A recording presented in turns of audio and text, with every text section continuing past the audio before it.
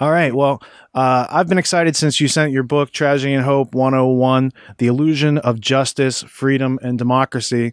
And you had sent it right after I took the studio apart I was going out to film on the road. And so I'm glad to have this opportunity to actually discuss the book with you. I hope it's not too late to promote the book, because I was really happy when it came in the mail, because a lot of people find the 1,300-page version of Tragedy and Hope to be tedious, ominous. Like Little intimidating, maybe. a little intimidating, just a little intimidating. And I think you did a good job of pointing out that much of the Tragedy and Hope by Carol Quigley is put there not so much for the end result of the audience, but to get it through the censorship, with this other 5% of the information. And I think you did a good job of breaking it down such that the everyday, man or woman, who's out there working can understand this very crucial and important part of our history. So how did you come to write this book? Tell me some of the story about the process of understanding that there's this big history book and you thought that maybe something should be out there. And so you took it upon yourself to be creative. Yeah, it's one of those things. People ask me, why did you want to write the book? And the answer is always, I didn't want to write the book. I don't know if you're familiar with the quote by Orwell.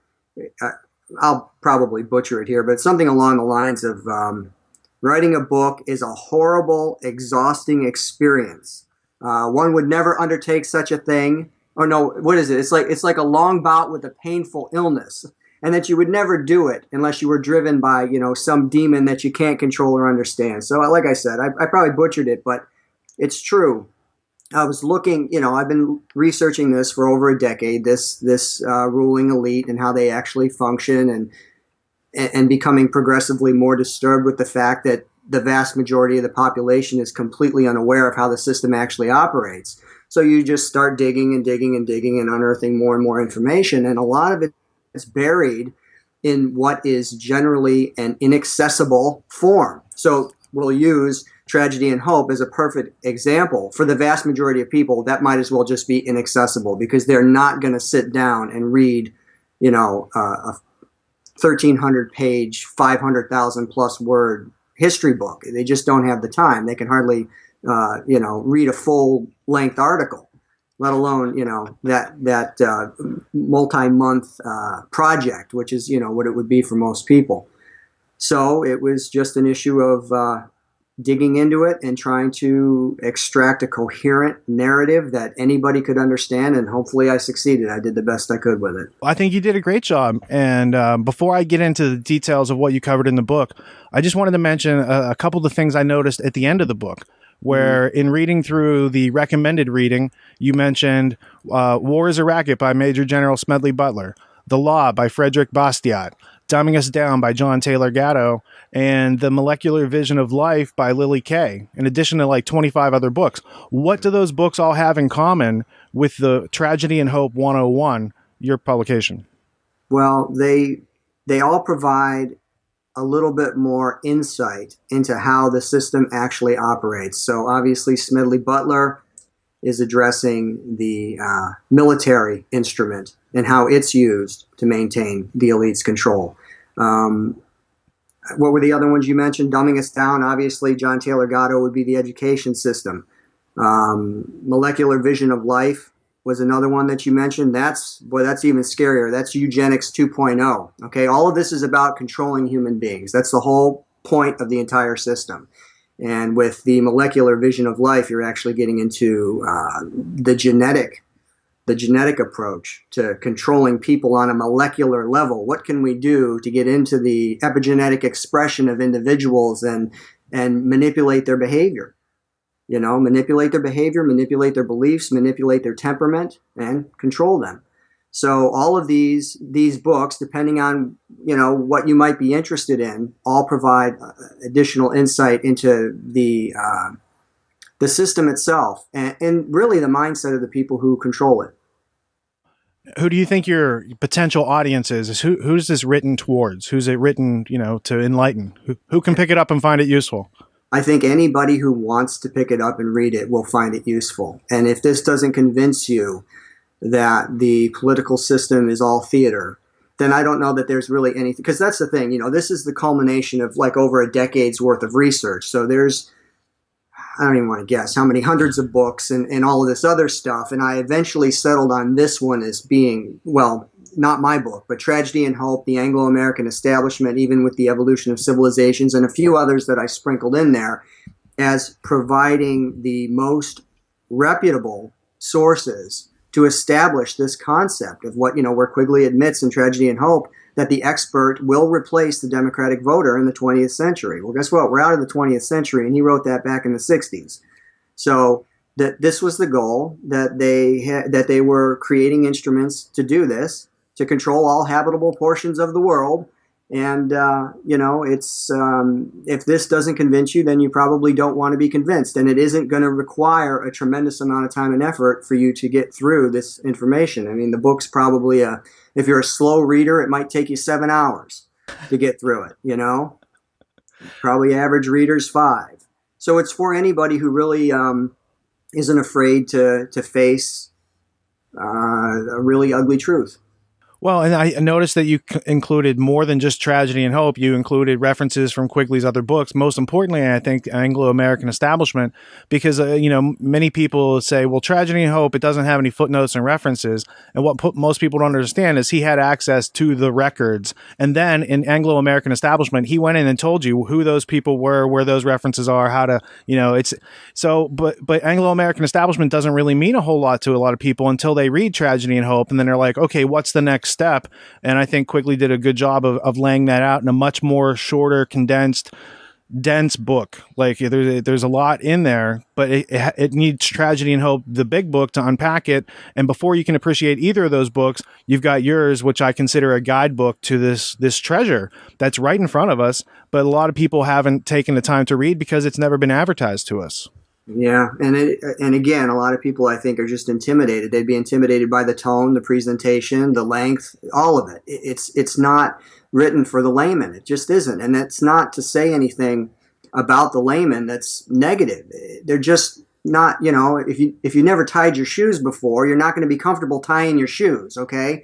So to just drop this 5-pound book on someone's desk and say, read this and you'll understand everything. It's just come on, man. It's too much. So with this, they get the what I felt, to the best of my ability. You can't really condense 1,300 pages into just a couple hundred pages, but, to the best of my ability, they will get the most important elements of the mindset and the procedures that these people use to further secure and expand their control over everybody while maintaining the illusion that everybody is in control of their own life and they have representative government and they're free and all this other nonsense. And then if people want to dig in deeper, then that's what the footnotes are for. It's okay, I want to make sure that this statement right here, did Quigley really say that? Because that is a pretty damning statement. Okay, well, it says it's on Tragedy and Hope, page blah, blah, blah. Yeah. You go there. You read it, and you can read it in the context of what he wrote, and you can see exactly, yes, that's exactly what he said, and yes, it really is that bad. It really is that bad. Well, going back to your opening statement about writing a book, I think most people think that people write books about what they know, when people who write books know that they actually learn about that topic during the writing of the book, because that's where you really bring everything together, nail it down, tighten it up, and that's where the real knowledge is had. And I think you did a masterful job of taking the meaningful parts, leaving the boring parts aside about diplomacy and all these other things that had gone on. I mean, those are facts in a book, but they're not necessarily relevant to summarizing what the book is. And I think that takes a certain amount of talent to be able to see the big picture and kind of distill it down into everyday language and gather up all these quotes is a diligent effort across the various books and to make sure it's tediously referenced. I think you did a good job at that. What did you learn about Carol Quigley as a process of learning through writing this book? Well, I mean, I'd been exposed, I'd heard his name and I'd seen quotes from him prior to getting into Tragedy and Hope. That's what made me purchase Tragedy and Hope to begin with. And, I guess one of the things that I would say I learned about him that I hadn't read elsewhere, or at least an impression that I got, was he wasn't nearly as bad as a lot of people try to make him out to be. I have no doubt that he was an elitist. I have no doubt that he was arrogant. And there are definitely things about him that I would be in disagreement with. But I think there was an element in him of wanting to expose this stuff. Okay, so that right off the bat kind of creates a degree of separation from the people that he's a member of this elite class, this Ivy League historian who's teaching at the School of Foreign Services, Georgetown University in Washington.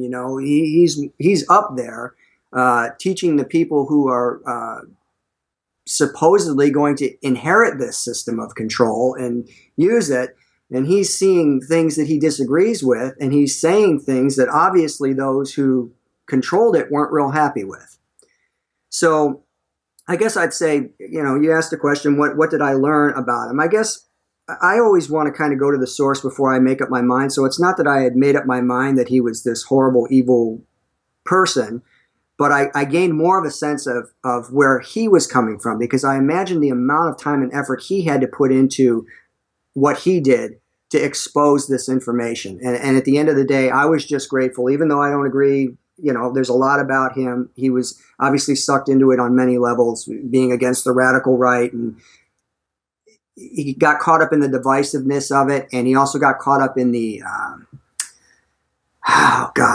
what is the word? The intellectual supremacy element of it, where these people know that they're intellectually superior to the average person, so therefore they're drawn to the power and the idea of, well, somebody has to rule, it should be us. All of that was there. But at the same time, I think the more compelling part for me was it was there, but he didn't accept the nefarious nature of what he was stumbling into. So that's a nice long answer to a short, simple question. Well, I think you hit on several points that I noted there. This intellectual separatism is definitely there, and that's a function of the upper class of society using these universities to create people that would be used to take over their machinations. And one of the people that he trained was Bill Clinton, who went on to be a Rhodes Scholar, even though I don't think he finished his Rhodes Scholarship. What he got was access to that Anglophile network that Quigley was describing. And Quigley, having spent 20 years in their archives and records of the CFR and Royal Institute of International Affairs, I think that he definitely had a perspective that he was from Georgetown. He's, the Georgetown set that was most likely the killers of Kennedy were the people that those were his neighbors. Mm-hmm. And so I think what he got to was, yes, there's something going on in government, but if it's so right, they shouldn't have to keep it secret. And that's why he put those other, the other 5% or 10% in the book that says, look, if these people needed to keep it secret, then they know they're doing something wrong. And that's the moral communication that I think he was trying to get out in the very small part of the big book. And he hit it well amongst boring diplomatic history of these different countries. And it got through. And the proof that maybe he did something that he wasn't authorized to do is in the destruction of the plates. Did you learn anything about that during your process of writing? Yeah, I mentioned it in the book that he finally realized that they're actually trying to suppress my work. They're telling everybody that they'll print more when there's more orders, but there'll never be any more orders because they're telling everybody who asks that it's out of print and it's not going to be printed anymore. And again, going back to the idea of, his position, which I imagine after he saw what they were doing to suppress his work, probably advanced even further in the direction of something that you and I could relate to. He comes right out and says in the Anglo-American establishment and in Tragedy and Hope, look, nobody should have this much power. Nobody. If you value your freedom, this is dangerous. So he was talking, I can't remember which of the two books it was in, but there's a pretty powerful quote where he specifically comes right out and says that. He says, this is too much power to be entrusted to anybody, regardless of how good they are, regardless of how good their intentions are. It's dangerous. So, again, just, a little bit of, I'm grateful that he wrote it. I'll tell you that much, because they're really, if you're looking for a pretty much unimpeachable source of data, there it is. If you really want, I think people are drawn to the stuff they almost like kind of enjoy it. There's the people who want to get their feet wet and they kind of like the conspiratorial nature of it. And they just like to speculate without having any real hard proof or evidence or something that's, very well established and can be confirmed. If you're into that lighter stuff, that's fine. But if you really want to face the reality of what we got going on, here you go. There it is. Take a look at it. And then it kind of, makes the distractions a little less entertaining because you realize how bad it is. Well, sure. And if you separate the messenger from the message and say, I want to validate what's the validity of this message, you can go to another author, another messenger, if you will, Anthony C. Sutton, who wrote a very similar, but not overlapping, but it's complementary. It fills in all the blanks where Quigley's leaving out. And he also went through a similar persecution after trying to express it and got ejected from the establishment society and had his funding taken away. And so you see this recurring pattern of people understanding, they believe in the system so much that then they find out what's really going on, then they feel compelled to tell people, because there's a whole bunch of other people out there believing in the same thing and losing their choice through that belief in the deception. So let's break it down and define some of these aspects. Who was Quigley defining as this Anglophile network, in your own words? Well, he starts with the creation of the secret society, which is another thing that he I think did a really great job of imparting, which is the concept of a secret society and the concept of power behind the throne has been around forever. And it's just the way things are. We are led to believe it isn't that way, but that is the way it is. Real power is unelected. Real power is unaccountable. That's why it's real power, because you don't have control over it. It can do what it wants behind the scenes, and if there's a problem, then the puppets get sacrificed or replaced. But its system of control remains intact. Its system of setting policy is there. So he starts, obviously, with Cecil Rhodes founding the secret society, and then I think the most important part of that story is where it all begins. The Royal Institute of International Affairs, the CFR, well, really before that, the inquiry. The inquiry is where it really, in my view, that's where it really truly begins. That's the infiltration of Woodrow Wilson's administration and that whole coup that took place in 1912. And then from there, you get the CFR, and from the CFR, you get the further infiltration of government to the point where, with the War and Peace studies, literally the CFR is basically part of the State Department.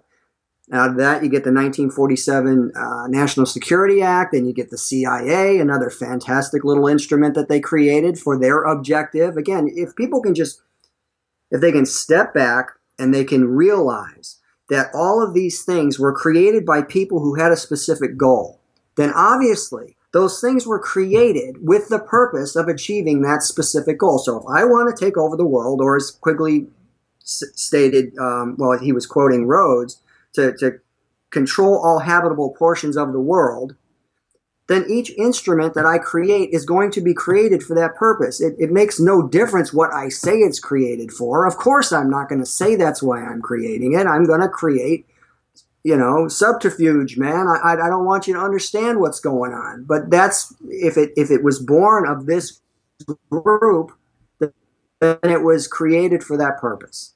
So that's another really important part of the whole thing, as far as I'm concerned, is that by going back to that beginning starting point and then following the story, you become aware that the whole mantra of the CIA being about protecting us, or the NSA, or any of this other stuff, who created it? Do they respect our freedom? No, they don't at all. They resent it. They want to undermine it. They want complete control.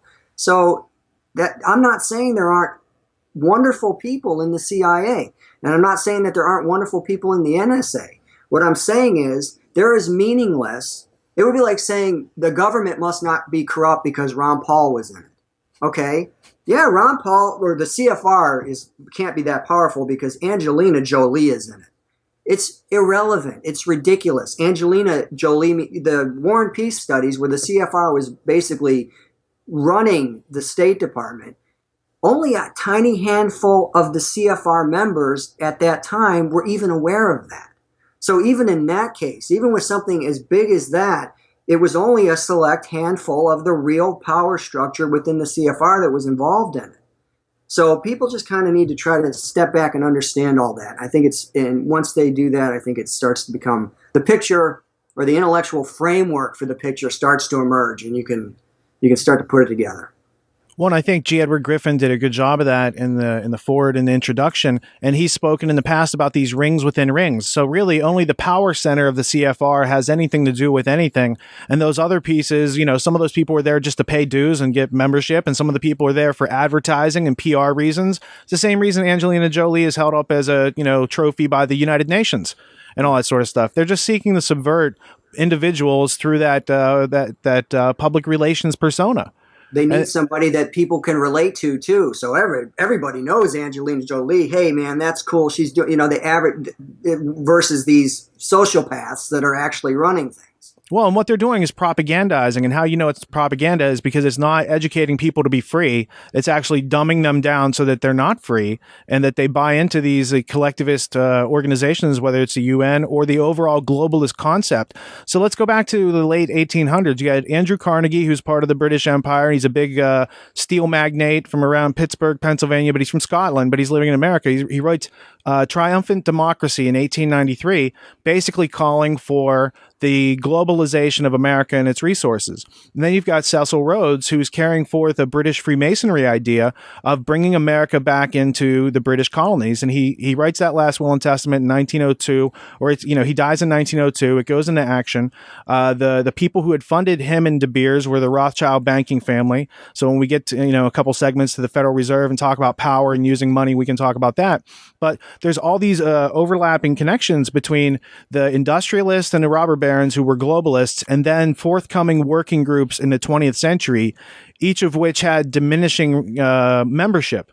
So the CFR comes, it has like 5,000 members. Then you had Bilderberg, and there's so many, maybe 1,000 members. Then there's Trilateral Commission, and then there, fewer members. So it's like step by step, just like you said. If they had a goal to do something, then all those instruments that follow that are pertaining to that are also going toward that goal. And that's what most people don't realize today, because it has such an overwhelming grasp on our sense of constitutional republic right now in this country.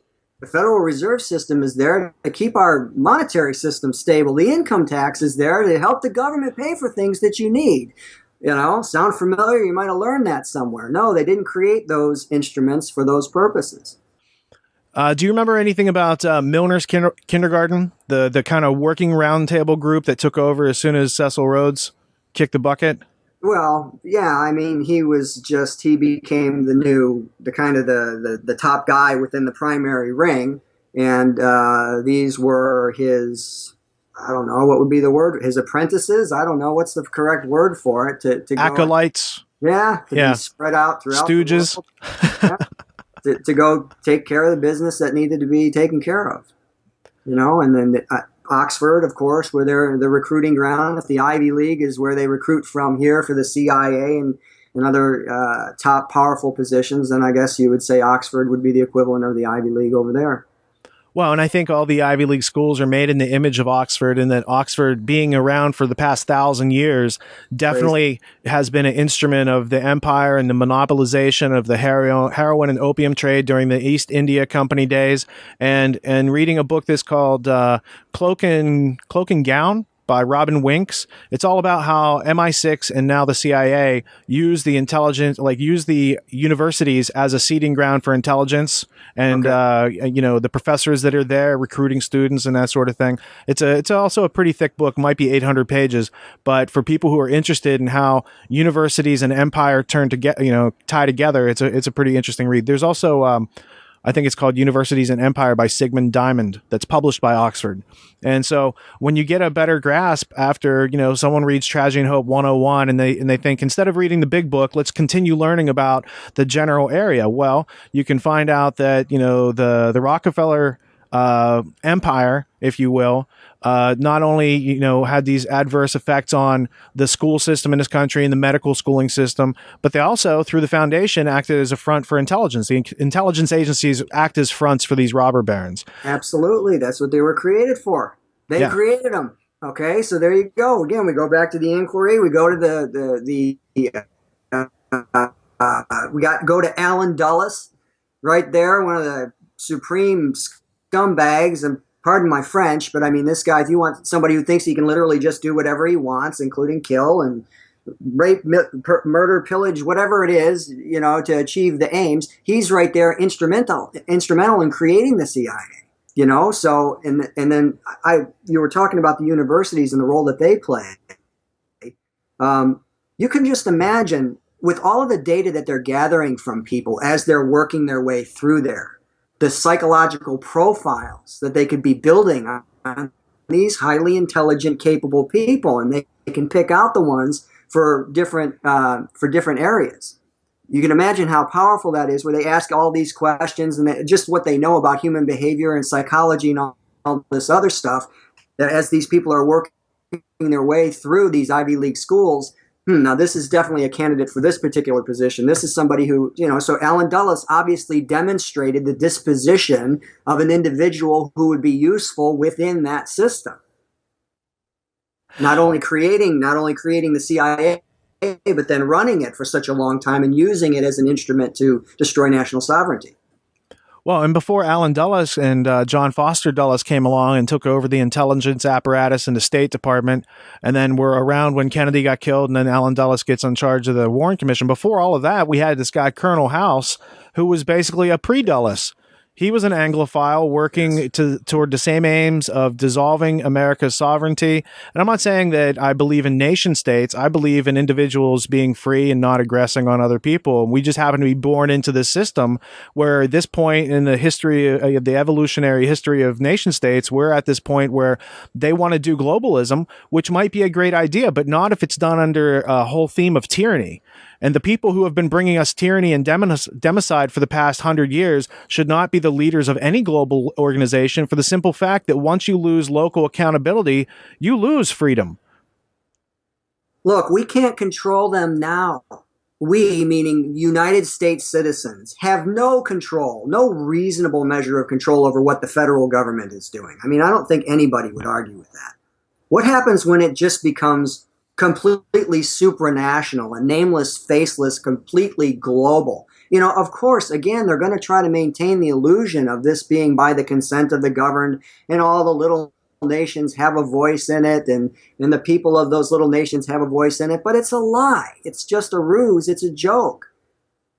And you can just determine that by looking at the actual policies that get enacted.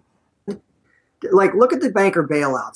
That's a perfect example where you literally have 98% of the adult population saying, no, we do not want it. But you have a handful, probably less than 50 people in the power centers that do want it. And, maybe a circle of people around them that are a little bit larger. But, who was really in control of setting that policy, of pushing that through? Those are the people who have the real power. Now, of course, they don't like it when they have to show their hand like that. But rest assured, when it comes to any of these people that they're parading around now for the presidency, there are certain things that just aren't going to be touched. And those are the things that are most important to those seeking to control everything. Well, and Princeton recently had that study where they said America is an oligarchy, not a constitutional republic, because rich people are in control. And that just made me think of this Princeton graduate from back in the day. They have this place there now called the Woodrow Wilson, blah, blah, blah. But Woodrow Wilson was he was a president of Princeton, if I recall, before he was president of the United States. And you described that as the coup of 1912 in your book. Could you talk a little bit about Woodrow Wilson and how he brought the, Federal Reserve in, and World War I and these sorts of things that were dynamic in the globalists' agenda to move America out of its attitudes, values, and behaviors and beliefs? Well, maybe we should go back one step prior and go to the Carnegie Foundation, stating with Catherine Casey, where it gets into that a little bit, Catherine Casey and Norman Dodd, what they uncovered, which was prior to, a few years prior to that, where they are actually convening and speaking about how they need to get the United States involved in a major war, because war is the best way to disrupt a current system. So, it wasn't just they wanted to pull the United States in so that they would have that advantage there, but then of course it's a way of remaking the world. How many empires were lost in World War I? It was the Russian Empire fell, the Ottoman Empire fell shortly after, the German Empire, the Austro-Hungarian Empire. So there's a real benefit here to get this. So they're in there, the Carnegie Foundation. And this is what the poor woman lost her mind over, because she thought, the nonprofit the nonprofit organizations, you can't, though they do so much good, they couldn't possibly be involved in something nefarious as facilitating carnage and war just so they could get what they wanted.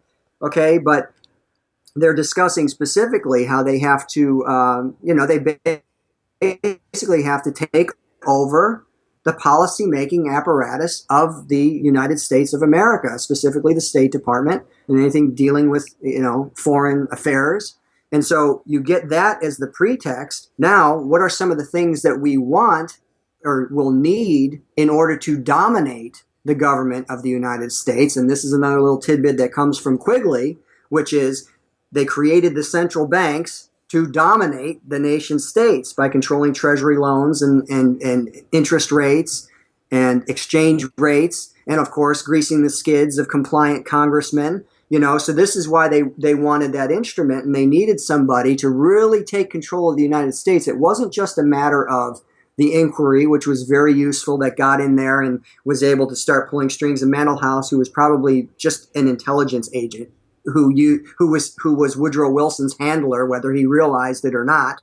Okay, it went beyond that. It went into the creation of these instruments, the income tax and the central bank. And at the time, Taft, who was heavily favored to win by a long margin, wasn't ready to hand over the power of our nation's currency creation to international bankers, which is essentially what the Federal Reserve System is.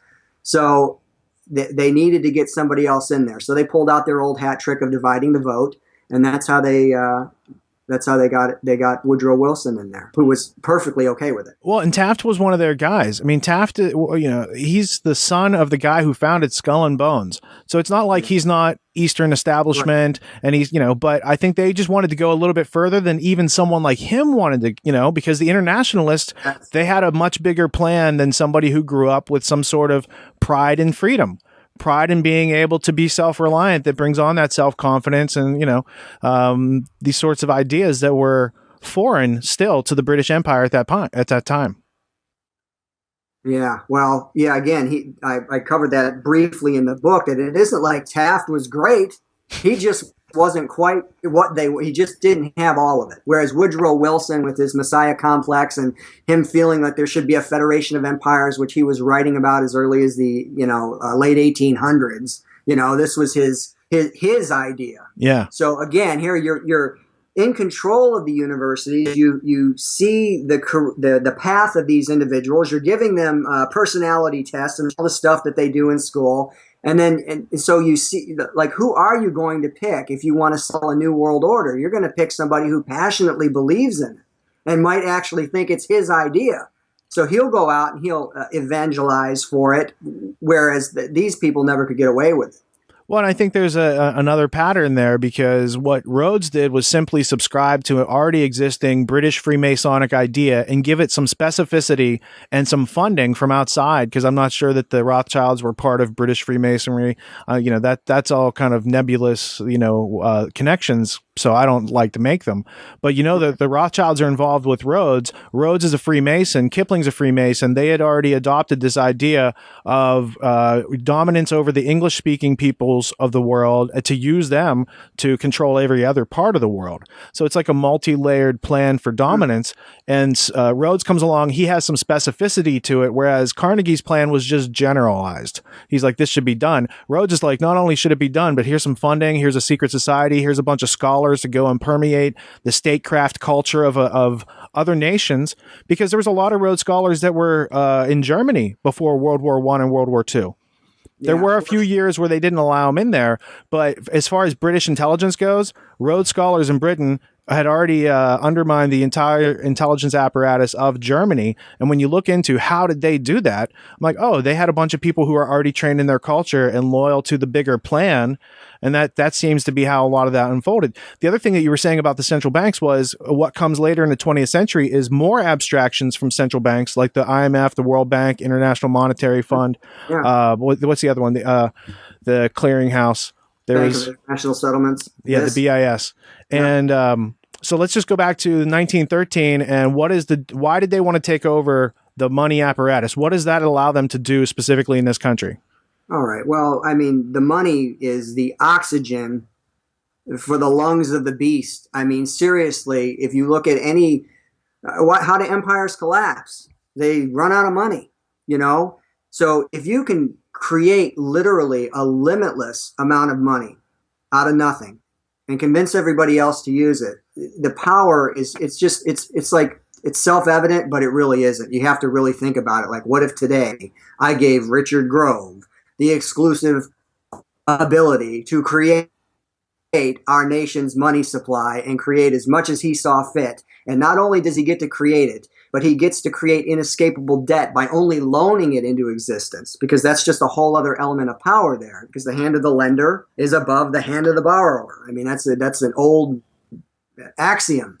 So it creates, it's really hard to define how enormous it is, to try to boil down how much power that is. If you can just create money out of thin air and limitless amounts of it, and create limitless amount of debt, and the servitude and dependency that is born of that is pretty much, I think if we could cut off the funding, if we could cut off the funding, I say that as like if it were easy. If it were easy for us to cut off the funding, what would happen to their system? All these people that serve this system serve it because they're being paid. The vast, vast majority of the bureaucracy, the vast, vast majority of the military, the vast majority of every single element and instrument has people that are there for a paycheck. If those paychecks disappeared, they're not going to show up. So if you look at it from that perspective, money as a weapon, you take that weapon away, and I think that's really their Achilles heel. It's not that that's an easy thing to do, but they didn't create it for no reason. They created that power, and we can see the result of it. We can see the result of just like one of the ways that they use it would be, for instance, funding. So if you want to create dependency, right? You're loaning all this money, but you're not really loaning it. You're creating it out of nothing. It just has the illusion of as if this is something that you earned and you own and you created some wealth somewhere. It isn't that, but nobody else knows that, so that's okay. So then you elect well-meaning politicians, or maybe not so well-meaning politicians. It doesn't make any difference. All that matters is whatever they are, they want to increase spending. They want to create new mouths. Like if you look at a new program as a mouth to feed, some really, really expensive new mouth to feed that the government doesn't have enough money for. You loan them the money to create that mouth, and then you create this mouth never goes away. It only gets bigger and bigger and bigger and bigger. So then you're just, the people who created it and the people who control it and the people who benefit from that mouth in their own little world will protect it, and it creates an insatiable need for more and more loans. You know, never mind the interest on everything that starts to, eat away at everything. So well, then you get increased taxation with that. You get, of course, yeah. It's just like it's a tornado of death. It just starts the death spiral of debt, where it just gets bigger and bigger and bigger and bigger, and then everything that has been created as a result of that money that was created out of nothing becomes more and more insatiable.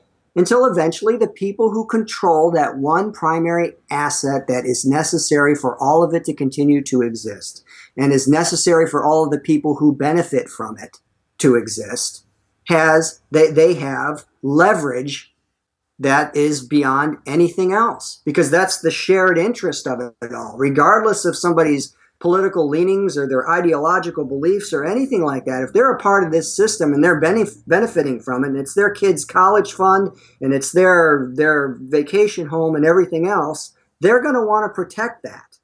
That's where they're going to come together and say, okay, well, I might, there's some infighting and stuff like that, but all these other little players and all the other people in the administrative bureaucracy of everything, they all agree with one thing. Boy, we don't want the government to shut down. Can't have that. Well, and I think a lot of this stays off people's radar until... Again, there's a little delay. We're having a little bit of technical, but it's not too bad. It's very listenable thus far. Yeah, it just breaks up every now and then. I've been able to understand everything you're saying, but I think it stays off people's radar until they get, to page like 51 or 52, not far into Tragedy and Hope, when he's like, hey, the Rothschilds, they're bankers, they've been controlling stuff for a while. And, the Bank of England existed well before the Federal Reserve System of this country, but they're not so far different, and they're not necessarily owned by different entities. And the outsourcing of the production of currency in this country was a valuable resource that we had and we owned ourselves. And it's like, once you outsource it to these people who have been notorious in funding both sides of war for centuries, I just think the fact that they keep it off our radar means that if it was on people's radar, they would be more likely to resist the whole banking system and notice it for what it is. But the withholding of that select piece of information, that there's a layering of these ruling families that are a type of aristocracy above all the industries because they actually create money out of nothing. And that's just left off of our map that they give us through schooling. I think that fact that it's left off the map says it's essential to know about for freedom. Of course, yes. I mean, when you think of money, you think, I have to go earn money, or I have to borrow money, or I have to steal money. Those are your options. That's all people think of when they think of money. Good people think, I have to earn money. I have to provide some product or service so I can earn money. Other people that can be good say, okay, well, I need to do something. I might have to borrow money from somebody. And then thieves would say, I can steal it. But nobody ever says, what if I could just create it? What if I can just create money? What if I can just print it? Okay, I need $1 million. You need $1 million. Imagine how much good you could do with $1 million. Just go ahead and write yourself $1 million check and put it in the bank and start hiring your army of tragedyandhope.com warriors to go out and spread the gospel of how the world actually operates. You could probably get a lot done. Now realize how insignificant $1 million is to these people. We're not talking millions, man. We're talking all of the money, all of it. They own all of it. They created all of it. And below that creation of the bankers, they have this political work group, think tanky type system. So what's the relationship between the Royal Institute of International Affairs and this thing in this country we call the Council on Foreign Relations? Well, this was, again, they were the initial creations, I guess you would say, of Rhodes, the initial primary instruments that then led to all the rest of them. So the Royal Institute of International Affairs would be dealing with Europe, obviously, and the CFR would be the United States. I haven't researched the Royal Institute of International Affairs much, other than knowing what it is. It was just the other arm. It was the European arm of what they were creating, the primary European arm. I guess they created a bunch of similar institutes. But the big ones were the Royal Institute and the CFR. And the CFR publishes this journal called Foreign Affairs, and Foreign Affairs originally was called the Journal of Race Relations. And so the whole idea of international relations as it's known today was created out of this fine, I always say it's a finite planet. There's only so many people that are trying to use science, technology, and money to control the rest of us. The people that happen to do that, they're also into eugenics. They're also into population control and these other notions. And they fostered Rhodes's apartheid in South Africa. Rhodes and Chaim Weizmann and a couple other people that were involved in creating Israel had traded letters on, hey, what a great way to run a country, and we want to create what you've done down there over here in Palestine. And so even on seemingly opposing sides, you see the sharing of these strategies among the globalists. And whether it's globalism or communism or any of these other isms, what you see is people who are willing to go far beyond the bounds of freedom in order to pillage and plunder the rights and property of other people. And that's a fundamental issue that reflects through all of human history, but this is a particularly interesting part because we're living through it. Well, it's always been that way. There have always been rulers. For as long as there have been people to rule, there have been people who ruled them. And there is a certain defining characteristic of people who are drawn to those positions of power. They have to possess it. It's like, you're never going to be the heavyweight UFC champion if you're afraid to get hit in the face or you don't want to hit people. You're just not going to go there. It's not going to happen. And the same is true for people who are interested in dominating others. There's a personality disorder, shall we call it? Whatever it is, it exists and it's real, and you have to be that type of person. Can you imagine? Like, I love animals. Animals and music are like, they both really bring a lot of joy to my life. Can you imagine somebody who enjoys torturing an animal? Like, can you imagine like enjoying taking a puppy and doing, I'm not even gonna get into it because it's disgusting. But like there was that woman who was torturing animals and she YouTubed herself, and I think she finally got busted for it. But anyway, the point being, most people cannot imagine that.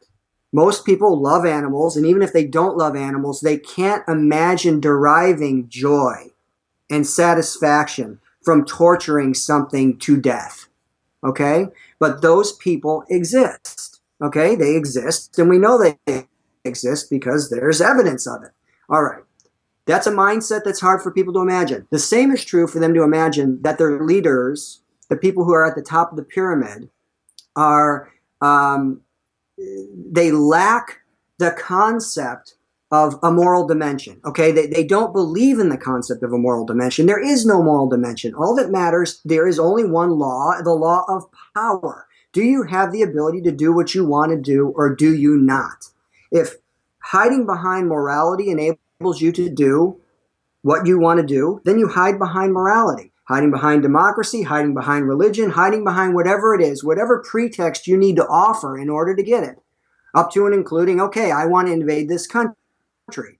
So I need to justify my presence in the Middle East. Oh, okay, so how about we fund and train and arm the Islamic State? That would be fantastic, because now we create this horrible new replacement for Al-Qaeda, which we also created, and they're going to create chaos, and somebody has to do something about this Islamic State, and we can use it as a justification for our continued, this was a Department of Defense document that was recently released, where they said they knew it would lead to the rise of an Islamic State in eastern Syria and the problems that are being encountered in Iraq, but that's okay because it'll serve our purposes. They didn't say it'll be okay, but they understood that that's what would happen, and that that's what the Allied powers thought would be useful, because then it gives us a pretext for what we're doing. So not only a pretext there, not only a pretext to be continually involved there, which is what they've wanted since, the PNAC document, I'm sure you're familiar with that, pre-9/11, stating that, the issue of why we're in the Middle East transcends Saddam Hussein. Has nothing. We're using the no-fly zone as an excuse right now, but it transcends that. We want to be there. We need to be there. We need to control that region. Okay, so then they create this, they fund them, they train them, they arm them, they protect them, they protect their supply lines, the oil, everything else, and then they get two things out of it. Why wouldn't they do it? They get to justify their ongoing intervention there. They put pressure on the Syrian regime, Assad. And then they also they have a new boogeyman that they can terrify all the American people with, the horrible ISIS terrorists, to justify the further erosion of freedom here in the United States. So it's just a nice, big, perfect, wonderful system. So why wouldn't they do it? Most people, just like the people who can't imagine why would you torture an animal, they do it because it gives them what they want. That's why they do it. It's no more complicated than that. Well, and you can see it through not only current history, but that's why they funded Hitler. That's why Western technology built the Soviet Union and created the Cold War dynamic, because it allows them to do these unconscionable things that they can never do during peacetime, but they have to do it because the Nazis are doing it. They have to do it because the Soviets or the Chinese are doing it, and then they do all sorts of awful things to people. And they also, like the Milner Group broke, or they set up the breaking of the League of Nations treaties, after 1919 Versailles, to put Germany in a position where they would do exactly what they wanted them to do, which was industrialize, arm themselves, and then get aggressive and try to take back what was taken away in 1919. And because the people doing it to those countries were masters of the PR dynamic, where they're doing public relations and trying to do propaganda, not education, they were able to dehumanize the entire German population through a series of ad campaigns, again, because they had done it in World War I successfully. So I just see them, they continue to do the same thing, and it's about catching on to that pattern. and hopefully getting other people to understand that what they're seeing out there as far as today with ISIS, yeah, that goes back to Al-Qaeda and Western funding of Al-Qaeda and the Mujahideen, goes back to Western funding of the Muslim Brotherhood, and it goes back to a multi-hundred-year pattern of the British Empire employing proxy forces to do their dirty work so that they can have plausible deniability, and the Americans, the CIA, et cetera, have just adopted those techniques because they still work until people smarten up. Well, of course. I mean, again, if you figure that this Anglo-American establishment came from Europe, right? And it's coming in. It's of course going to be structured the same way. Well, and it also has a longer history than a lot of people think of. It goes back to 1066 and William the Conqueror, and then you can go forward. But you have World War I is a fight between Queen Victoria's grandchildren, basically. And it's the conversion of this very upfront royal monarchy style of rule to the implementation of these proxy governments, where now, because I think after the French Revolution, they started to look at their system and say, wait a minute, what if we were ruling more indirectly so people couldn't just take us to the guillotine?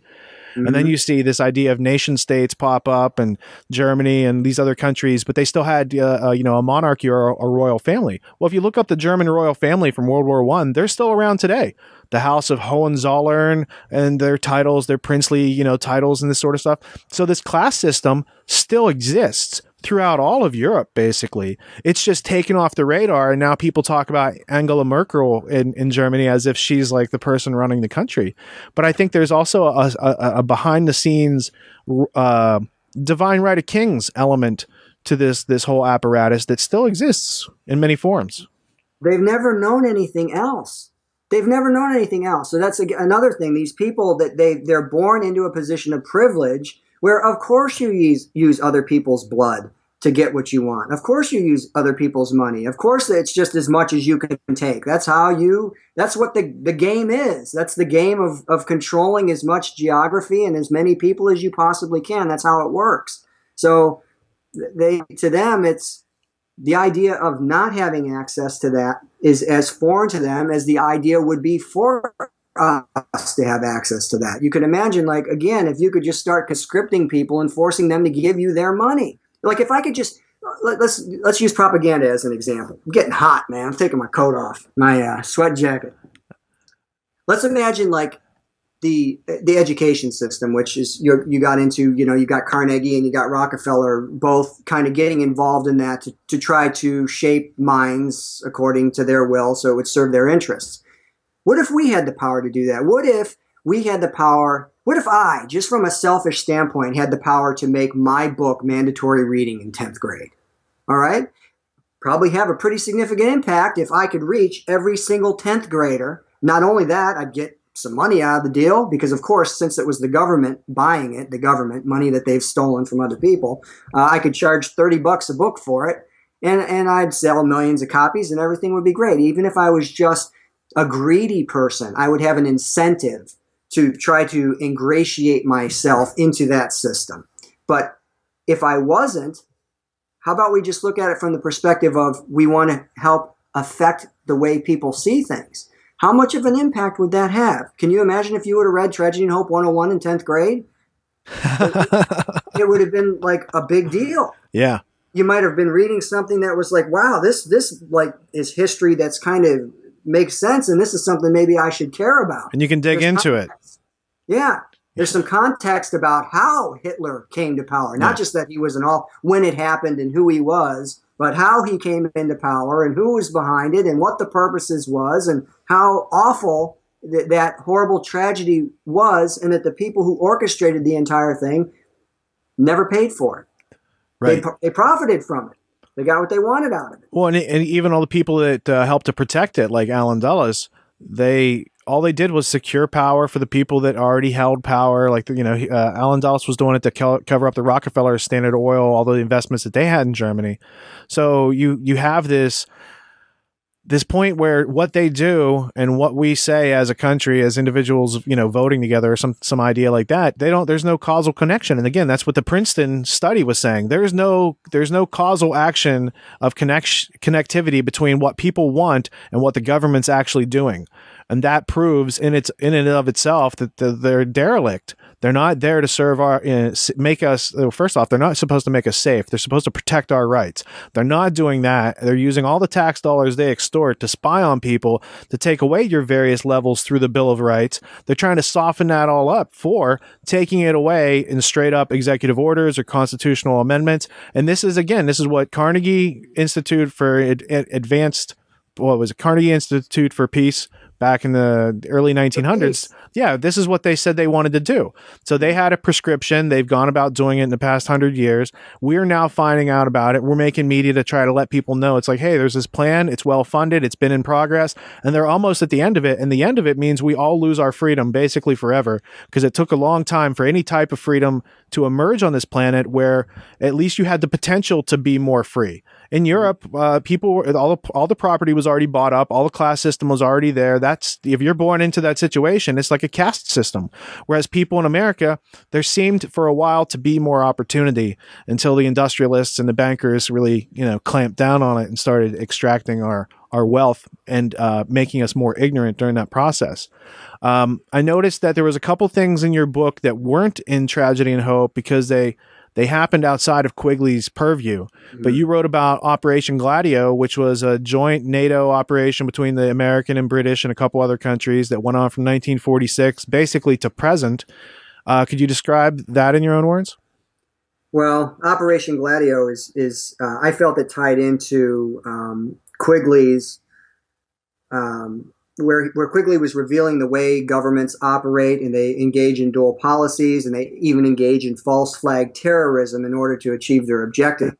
Quigley highlights some of that stuff, which is, again, really useful, because to a lot of people, they hear false flag and conspiracy theory, they throw their arms up and conveniently don't have to think. But Quigley speaks specifically of Hitler using it, and I think Operation Himmler is one of the things that he gets into, burning of the Reichstag. So after having that established, now we can start getting into, so we have this established by Quigley. False flags are real. Governments use it. They benefit from it. They use it because it works. How else might we see this group of individuals who, by the way, empowered Hitler every step of the way and helped him get into power and probably told him how great burning the Reichstag would work? Let's take that same general concept and look at these people, the CIA specifically, creation of the CFR, creation of the Inquiry, creation of, working our way backward, creation of the Rhodes Secret Society, how they used Operation Gladio to hide weapons and fund terrorists and use the carnage of those terrorist attacks to blame people who did not do them, were not involved in it. So obviously they hide their own hand in it. And then in addition to that, they pick the patsy that they want to blame for it so they can further their objectives, which in this case, they used the argument that they were trying to prevent the spread of communism in Europe. But why? Well, because we're trying to preserve democracy. You're doing everything you can to undermine democracy and democratic practices. So what is the real purpose here? And so in the book, I give my take on that, which is it was just an extension of the sovereignty destruction project. That's what this is. There's always going to be a pretext, but what is the ultimate aim? The ultimate aim, what is the result? A further consolidation of power and control, further destruction of the individual people's ability to determine their own destiny, their own political destiny, their freedom to take that from them. So how many, I don't know if you've read Ganser's book, but, it's a pretty disturbing book. It isn't very long. It's pretty disturbing and gets into these I use the word people lightly, that were recruited. Alan Dulles had no problem with using Nazis or anybody else, regardless of how heinous the crimes, to do this. And obviously, again, if you're willing to blow up innocent people and then wave the bloody shirt to get the response from everybody so you can get what you want, it should be self-evident that you're going to have no problem working with the lowest of the low that you can find on the earth. And that maybe, if we could just get people to understand that concept, how horribly backward it is that they look at their leaders and the leaders are exalted as if they're some, as if they're morally superior to everybody. They are morally inferior to almost everybody. Sure, there might be a couple who are lower, but man, they're probably long dead or in prison by now. They're really as far as being immoral goes, they have to be at the top of the heap because they're willing to do whatever it takes. Yeah, I think for people to understand like JFK's assassination and the Warren Commission, all you need to do is understand who Allen Dulles is, what is his morality and character and history relative to that situation. Well, he was fired by JFK for a reason. We might not know what that reason is. There's a lot of speculations, but we know that Dulles brought in Nazis through paperclip. He was running MK Ultra. He was running Operation Mockingbird. He was running all the necessary operations and overthrowing all these countries between 1953 and Kennedy's assassination, that they had already created a cookie cutter template for how to handle the press, how to handle witnesses, how to do all that stuff, and how to run a cover up. And then they just came home. The chickens came home to roost, and it's a tragic situation, but I'm surprised that no one cried bloody murder when Dulles is in charge of the investigation. It would have been like having Kissinger and his whole situation in charge of 9/11 Commission. I mean, you've got a guy who tried. Yeah, I mean, Kissinger Associates is a plausible inheritor of the British East India Company's drug monopoly network. And so when you look into the overlap of Kissinger Associates and 9/11, you've got L. Paul Bremer. He's an ex-Kissinger associate. You've got Brent Scowcroft, who's on the E-4B, waiting to take off when the first tower blows up. So there's a bunch of people within Kissinger Associates that had some ominous placement on that day in their activities going forward, because they're all in the same small circle of power. And when you see what's behind that circle, oh, it's the people who funded the Nazis. It's the people who funded the Soviets. It's the people who funded communist China and taking away of their guns to kill hundreds of millions of people during the 20th century.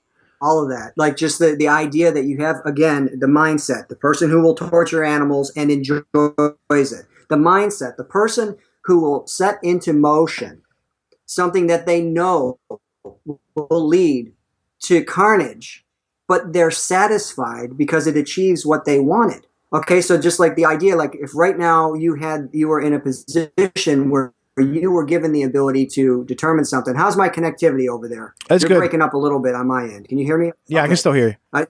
The screen is pixelating a little. But anyway, if you were given that power to where, like, let's say, for instance, overthrowing the Guatemalan government, like they did in 1954 after their success in 1953 with Mossadegh. That was Operation PB Success you're talking about? Okay. Yes.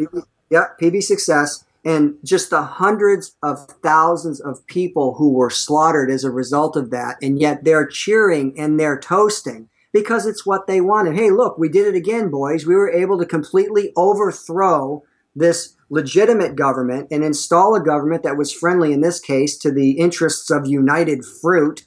Okay. And we got it. So cool. We're never even crossing their minds of how many people died and suffered and were destroyed by it. And going back to where it all started, where you were talking about Operation Gladio and Northwoods. Northwoods, again, is just another example, another excellent example where people need to read this stuff. Northwoods, especially because it's so short and so simple, and you can get it at the National Security Archive online. George Washington University. You can read it in their own words where they're conspiring to create a situation where they take a plane, load it with fake passengers, convert it into a remote-controlled drone, fly it over a given area, and then detonate it with a bomb. It sounds like some crazy conspiracy theory that only an idiot would think of. This is an official U.S. government document that they wrote back in the 60s. Signed by the Joint Chiefs of Staff, Lyman Lemnitzer. Right, who eventually went over to work in Europe as the Supreme Allied Commander of NATO, which is where Operation Gladio was taking place. So people say, one of the arguments that people will bring up is, oh yeah, Lemnitzer signed off on it, but he was fired for it. He wasn't punished, he was promoted. Here is this guy that says, look, we can use false flag terror tactics to manipulate the United States citizens to get what we want. In this case, it was to create a pretext to attack Cuba. somebody in the higher ups, I imagine, looked at that document and said, okay, well, you know what? He's not going to work in this given area, but let's stick him over here in NATO, where we've got this other operation going on, Operation Gladio, where it's perfectly okay to do these things. And he'll probably be a real asset there. Because can you imagine, like, if you or I conspired to carry out terrorist attacks against the, I mean, because the thing with the airplane was just one of many recommendations. There were actual, they were actually going to kill people and blame Cuban terrorists of doing it. Can you imagine if you or I conspired to do that maybe we would get something more than fired from our job and then given another job somewhere else, which was effectively a promotion? Well, it would be detrimental unless you work for the Rand Corporation, in which case it's your job to do that sort of stuff.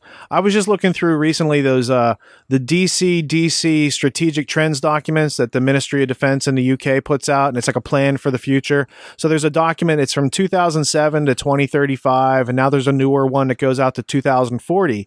And basically, when you're reading through their plans for the future as globalists, you know, heightened social tensions in America, rioting, terrorist attacks by, you know, something like ISIS, these sort of things are in these plans. So you can go back and read the 2007 plan. You'll see they've already done a whole bunch of this stuff. It talks about brain chip implementation, the use of cybernetics to control individuals, new forms of warfare. They're pretty interesting documents, but what they're showing is that they're taking their information from the Rand Corporation. So this corporation that's in America that's doing these nefarious plans for the past 60 years, and you know their papers, the Pentagon Papers came from Rand. So that was like their planning and implementation of the Vietnam War. This think tank is shared not just in America defense.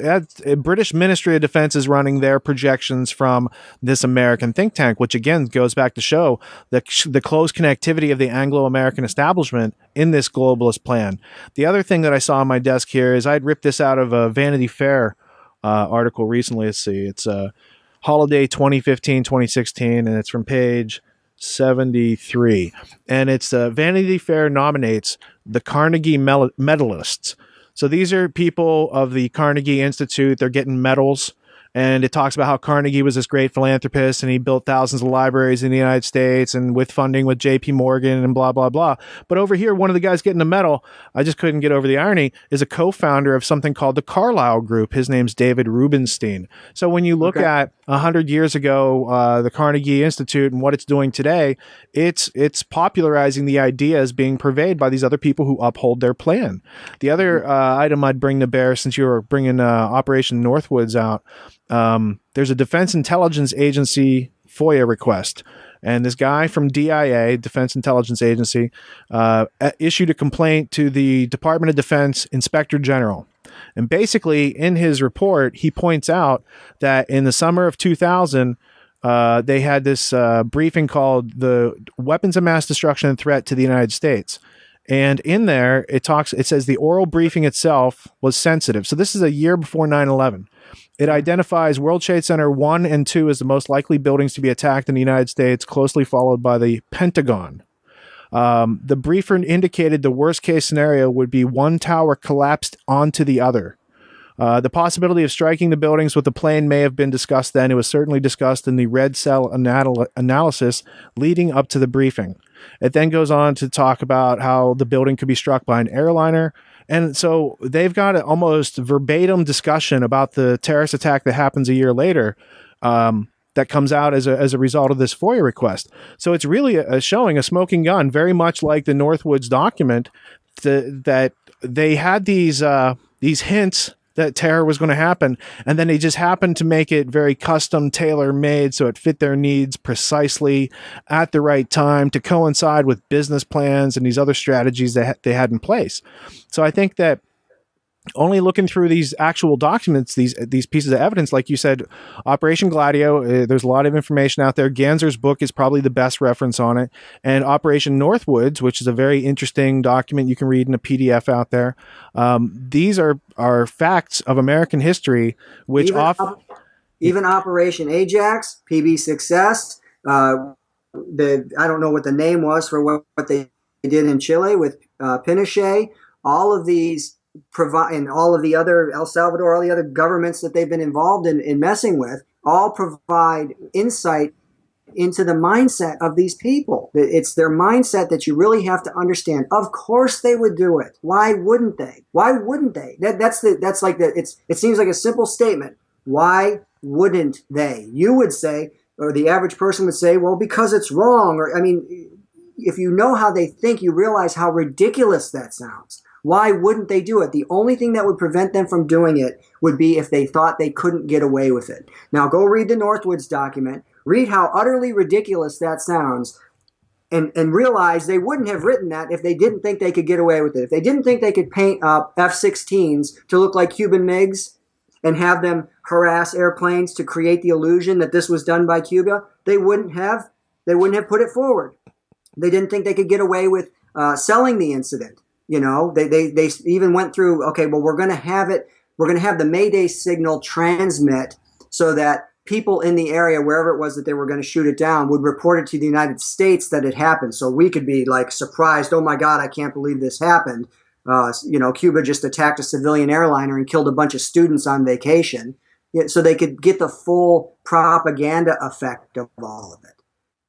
So as long as, as far as 9/11 is concerned, I don't touch on it because really all I'm really trying to do is provide insight into things that are very easily proven. And the vast majority of the entire book is based on what Quigley himself acknowledges and exposes. But as far as 9/11 is concerned, if anybody still believes that that was just an operation that, in my view, my summary of it was a multi-intelligence, multi-state operation.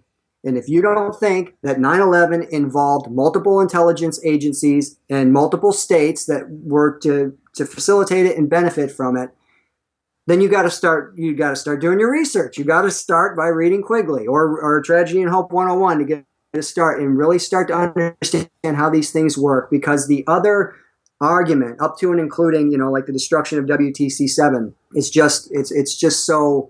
it's so ridiculous that it's laughable if you have more insight into how these people function and how that whole thing was used and how the Patriot Act was already written and then trotted out immediately after it, and just everything, how they used it to go into Iraq, which again, I was talking about that. The PNAC document, which is specifically talking about establishing full spectrum dominance, and that there need to be over in that region of the world, but it's the process of transformation is going to be difficult. This is again a paraphrase. The process of transformation, meaning the process of us being able to do what we want and project our power the way we want, is going to be difficult absent a catalyzing and cataclysmic event like a new Pearl Harbor. All right. So now, regardless of how much of an apologist you might be, and regardless of how twisted your mind might be about what the true intentions of the people who determine our policy are, you have to stop and think how coincidental it is that they were writing all of this just prior. In 2000, they were writing this. And then here come the attacks, and here come the press releases where they're calling it our Pearl Harbor. And they used it specifically to do what they had already set out to do, to fulfill their already established military objectives, which they couldn't do without it. They admitted they couldn't do it without it. And then look at what they've done to our freedoms in this country. Something else that they wanted to erode. How could they have possibly made so much progress with spying and even legitimizing torture and foreign intervention and the massive expansion of the surveillance state and everything else? How could they have accomplished all that without 9/11? Are you kidding me? If they weren't behind it, then they needed to be. Because according to how they operate, that's what they would want. Somebody else would have had to steal their business plan. Yeah, exactly. I mean, because otherwise this is what provides the pretext for all of that. So I don't get into it into the book. I have my own, I pretty much just stated my opinion on it very succinctly: multi-state, multi-intelligence service operation, and the idea of it just being 19 Arab hijackers commanded by a man in a cave, I think is crazy. And all of the evidence that they've suppressed that demonstrates irrefutably that it's crazy is just, well, I guess it's just par for the course. Well, and I think that the 19 alleged hijackers aren't separate from the system of multi-state international intelligence agencies to begin with. They're part of the proxy force. I mean, Al-Qaeda was just a database list of people who had worked for them under the title of Mujahideen during the Holy War. But then later they're in the Sudan with Osama bin Laden building roads. So he had a construction crew. He's just, he was a gangster, a warlord kind of gangster. And we take that as something other than a politician or a lobbyist group, or, we have these different titles for people in other countries who do very similar actions in this country. There's plenty. Blackwater wouldn't be that much different than Osama bin Laden, and what was the guy's name? I don't forget his name. But I know it, and it flew out of my head too. These types of mercenary groups. I mean, how is that different than what Osama bin Laden was doing? And I think when you go back to like the history, because you don't have to comment on 9/11 in your book, because if people understood the nature of the Anglophile and Anglo-American network and their goals, you would see that September 11th, 1973, what happened in Chile that the CIA and Kissinger were involved with, they got away with that. And so when Kissinger's recommended as the guy who's in charge of the 9/11 Commission, it's like, okay, that's because he's gotten away with this sort of stuff before. It's not outside his purview. They don't have to brief him. He's been involved in it all along. Those are the types of guys they have to come in and put the lid on it. And Zelikow is only one more step abstracted from that same group of people. I mean, he had worked for the whole Bush 1 administration and been groomed by these people. So when you have the people committing the atrocities involved of investigating the atrocities, that's certainly not democracy, nor is it a constitutional republic. It's straight out of the playbook, Richard. I mean, that's the thing. So again, if we can point people to the playbook of the things, because I'm not trying to convince anybody of anything other than what is irrefutably established. We don't need 9/11 because you can ignore it completely and just understand that there is this small group of individuals, unelected, unaccountable, that are controlling policy, and they have a direct aim, and that aim is absolutely contrary to our interests. And here are the instruments that they have created to help them do it. And this is where it's leading, So I'm not saying 9/11 isn't important. I'm just saying, and I'm also, I want to, kind of shore up the concept here. Once you read their playbook and all of the things, one of the biggest things about 9/11 that most people who have no idea how the system actually operates have a problem with is the idea that their government would do that, okay? So that is the real point of making them understand, look, these people are not your government. They are not there to serve you. They don't care about your interests. They don't care about your rights. They don't care about any of the things that you were taught in school. Okay, so if you can get your mind around that, now you can start looking into things that they've done which can be proven, and you will establish in your mind that what I just said is true. Then that provides the intellectual framework for you to look at the evidence about 9/11 in a more objective way, if you want to go there. Because it was the most powerful. It was the most powerful acceleration of everything that we've seen in our life. Obviously, acceleration of their plans. Can you hear me? Yeah, you broke up just a little bit, but it was I could understand what you were saying. Okay. And you're back on sync now with the Skype and the audio, so that's all good. Just as far as helping people to understand the value in the book. You've got it on tragedyandhope.info. People can get the book there. And what else is on that site? Anything as far as the background? Yeah, well, okay, so here's the deal. I want everybody to have access to it so they can get the book for free. The entire book is posted at tragedyandhope.info for free.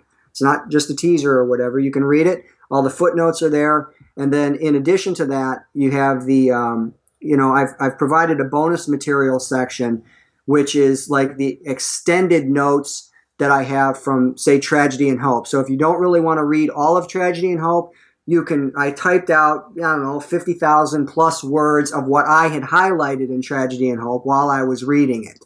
Okay, so that would give you the very, very reduced, condensed, word for word resource to find out kind of some of the other stuff that he covers in the book. And then I do it with Operation Gladio. Daniel Ganzer's book is there. There's a few others in there. If you're interested in eugenics, I covered Richard Lynn's Eugenics, a Reassessment. I think that's a really important book if people want to understand, again, the mindset You got to understand the mindset of people who want to torture animals. They enjoy it. That's why they do it. Okay. You have to understand the mindset of people who seek and secure power, the ability to dominate other people.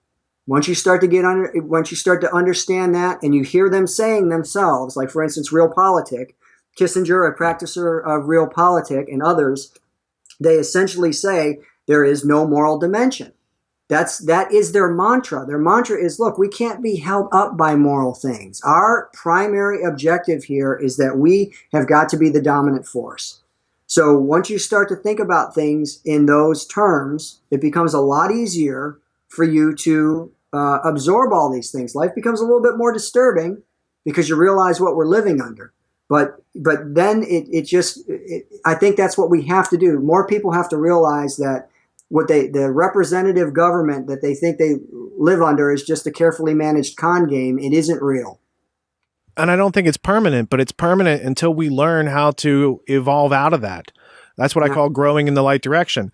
Yes, it sucks that we find ourselves in the midst of a reality that we were lied about, but knowing that means we can learn our way forward, actually communicate to each other about what we found along the way. It's like the whole time you're talking about the people who would torture animals or children. What about the guy who developed Memorial Sloan Kettering Cancer Center is a very well-known, or if not notorious, cancer center. It's prestigious in New York City. It was developed, the guy who was the head of the Army's Chemical Warfare Division, Cornelius Rhodes, who was a proponent of vivisection, which I believe is dissecting a live being or animal while it's conscious and alive. Right. So these are people who wanted to get into torture, developed chemical weapons. And then, he's on the board of like the Atomic Energy Association or whatever the nascent atomic energy group was back then. And now he's in charge, or not now, but then he became in charge of Memorial Sloan Kettering's cancer program, using nuclear medicine to fight cancer and all these sorts of things. So what people think of is, oh, this is a cancer center so they can cure cancer. No, that's not necessarily their objective. Sometimes they want to observe people while they're sick. I mean, Cornelius Rhodes had done studies that were just like, everyone recognizes that they were racist studies, conducting experiments on Puerto Ricans. And then that guy, he's funded by the Rockefeller Foundation and Rockefeller University. And that's what brings, the cancer culture to America.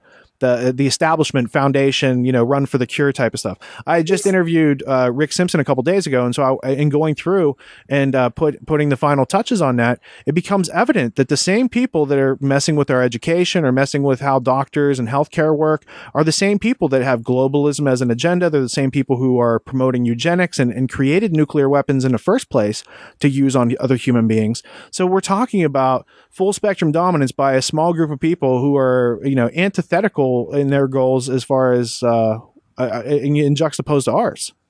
Right. They don't.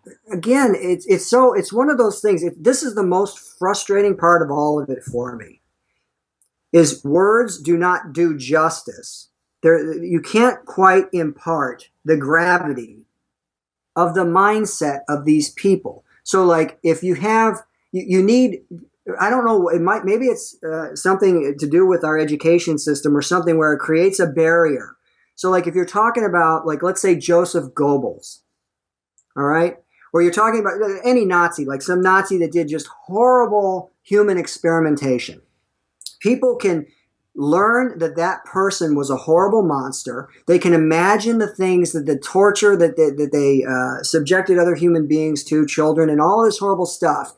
And they can, in their mind, then assign that concept to that person. But for whatever reason, it's hard for them to imagine an organized system that is run by people like that, but does not have that connotation associated with it. Okay, so it's like that's part of the illusion. The illusion is we have got to make ourselves look like the most upstanding, we are here because we want to save lives, because we want people to be healthy, because we care about, okay, so for instance, like the Plutonium Files, another book that, people can look into where it goes through the instances where the government was experimenting on U.S. citizens, not just blacks, which, okay, like that's any different, people can somehow dismiss this. No, they're giving, upscale white women plutonium to see how it affects their babies. And they're telling them it's a vitamin cocktail. Okay, so then when the baby aborts, they can study it and see how it happened. So you can imagine you're walking into some prestigious hospital and it's all white and it's all sanitary, and here come the good doctors and they're here to help you. No, they're not. They're part of a government-funded project where they're going to poison you and kill your child. How like you especially right now, like obviously you can imagine that. How horrible that is. You're about to have a baby. You're going to go to some place that you think is reputable, but even there, they're able to get their fingers into these highly reputable, established places and conduct experiments on people who are completely unaware of it. Or like they were feeding, they were going into the, okay, so obviously one of the weakest people in the world are handicapped people. So what did they do? They go into a home for retarded children, and they're lacing their oatmeal with radioactive isotopes to study it, because they need guinea pigs or MK Ultra. The list goes on and on. The evidence is just overwhelming of what they are, if people will look into it. Yeah, I think the question is, how much information or evidence do people need to actually get that that's going on? And then once you understand that, work toward the solution. Some people need more convincing than others.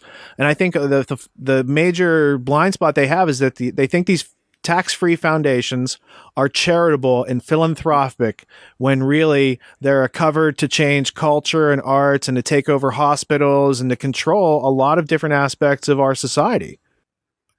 Absolutely. I just browsed through foundations, their power and influence again, just because there was a Carnegie statement that I couldn't remember, and I wanted to remember it. And it was essentially that this idea of individualism and laissez-faire and all that other stuff is just it's played out. We're not doing that anymore. Okay, the time of the individual is done. This is, well, not really though, because they're going to be the individuals who control everything.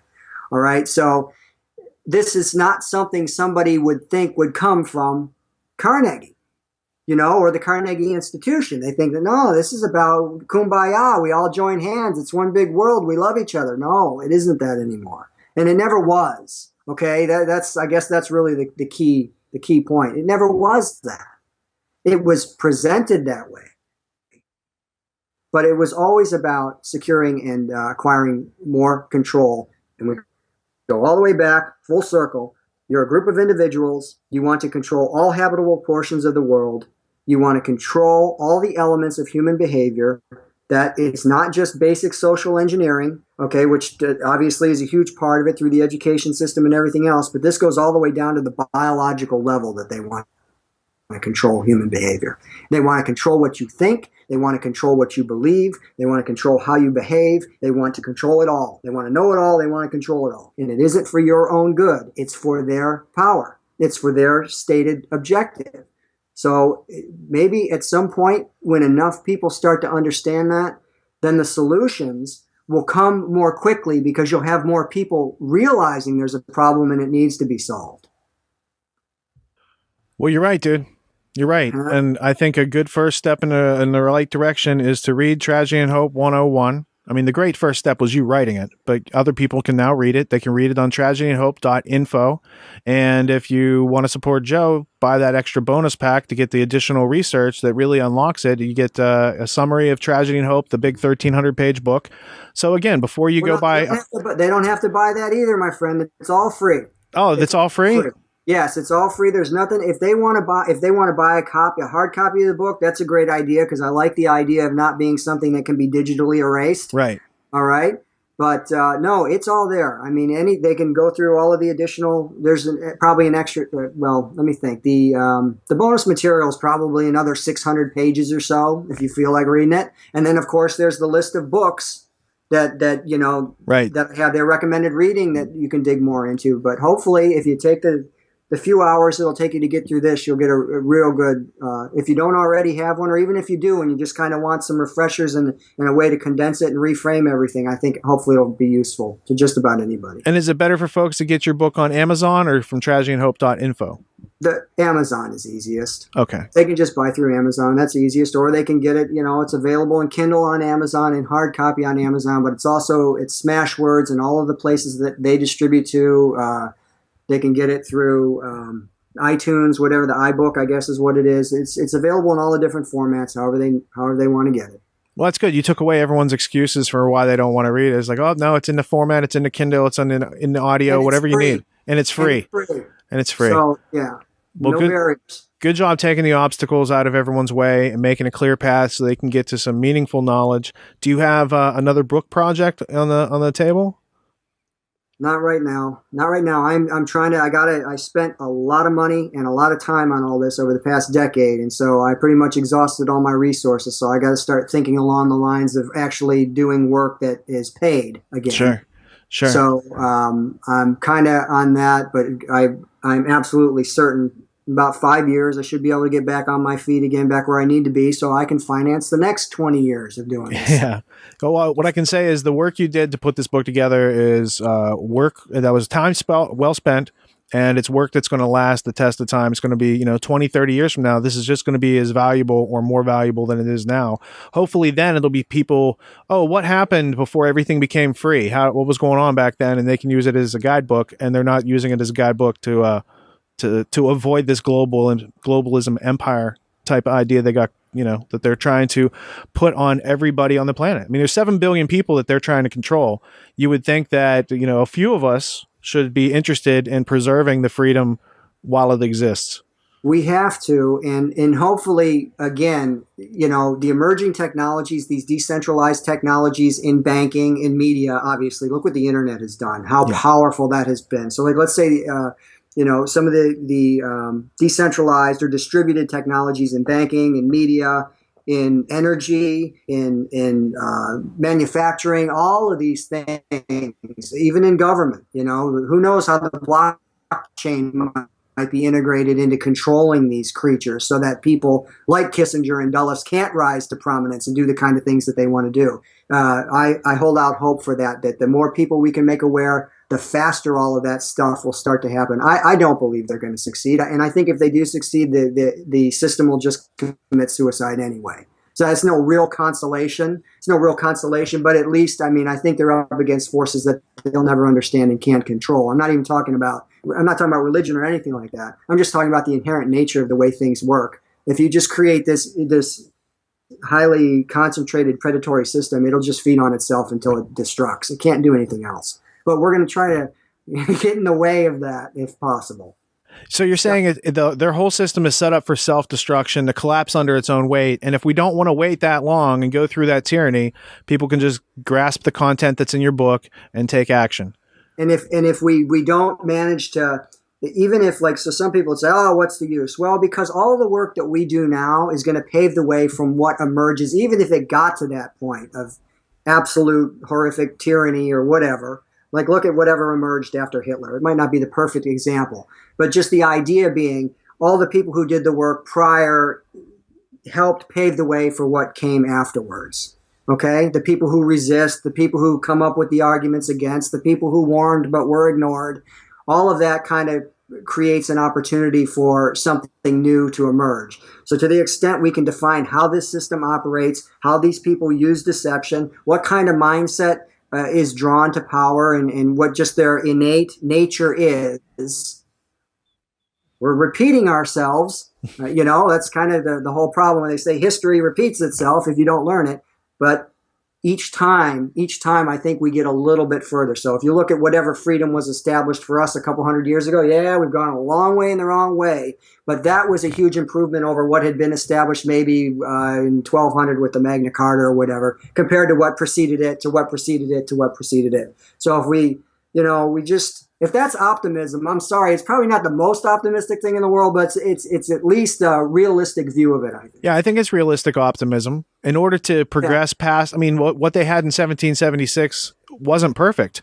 and it wasn't fully developed or mature as far as freedom goes, but we haven't gone beyond that yet. We've regressed from it, and we're not going to improve upon it and optimize the society by making other people do the will of a few people. I think it comes from having freedom as a lifestyle, and not from a top-down centralization. Everybody has to do the certain thing to be free, because that's not working, and they're proving that right now. Everyone has to be spied on to be free is not making sense to more and more people, thankfully, because they were believing it. So I know a lot of work went into creating the book. I appreciate you, just taking a little bit of time out of your weekend here to elaborate on this tome and why it can be useful to other people who know how to read the English language, because we're all part of history that is still developing, and they have a plan to do something with the world. I think that if we don't like that plan, we owe it to ourselves and other people to vocalize and voice our concerns and explain why in logical, clear terms that point to objective history that other people can relate to. And I think you did a masterful job of that. Thanks again. And I'll just add to that one statement, or at the very least, even if people don't want to get involved or they don't want to stand up and say anything about it, become aware of what it is, so at the very least you're not a dupe. So at the very least you can't be manipulated and used as a tool in supporting it. So even if you don't want to go, I mean, certainly you don't have to do as much work as you and Lisa have done or anything like that. Just at the very least, get a really solid understanding of what this system is, so you can see the charade for what it is and not be duped by it. I think if just enough people do that, we're gonna do pretty well. Well, that's why I made the deep end, so you don't have to be a dupe. That's been Joe Plummer, and we'll see you next time. All right, man. Thanks a lot. Thanks, Joe. Peace. Peace.